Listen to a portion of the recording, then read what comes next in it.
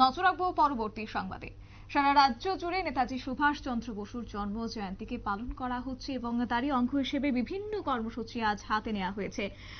আজ থেকে ৭০ বছর আগে এই দিনে উদয়পুর নবশক্তি সংঘের প্রতিষ্ঠা হয় এবং তাই আজ একাধিক কর্মসূচি হাতে নিয়ে উদয়পুরের নবশক্তি সংঘের কর্তৃপক্ষরা নিয়েছেন এবং বৃহস্পতিবার নবশক্তি ক্লাবের প্রতিষ্ঠাতা দিবস উপলক্ষে উদয়পুর ত্রিপুরা সুন্দরী মহকুমা হাসপাতালে রোগীদের মধ্যে ফল মিষ্টি বিতরণ করা হয়েছে। পাশাপাশি বৃক্ষরোপণ এবং সামাজিক আরো বিভিন্ন কর্মসূচি হাতে নিয়েছে বলে ক্লাব কর্তৃপক্ষ তারা জানিয়েছেন। কি রয়েছে বক্তব্য শুনুন।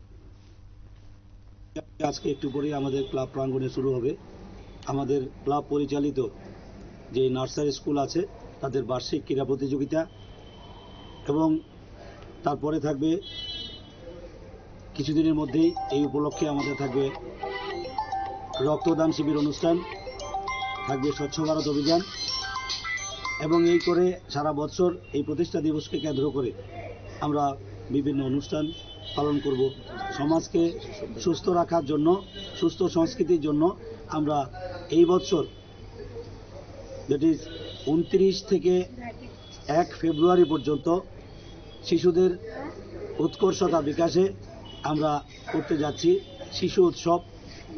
29 তারিখ উদ্বোধন হবে এবং সমাপ্তি হবে 1 ফেব্রুয়ারি। তো আমরা আপনাদের মাধ্যমে সবাইকে আন্তরিকভাবে আমন্ত্রণ জানাই।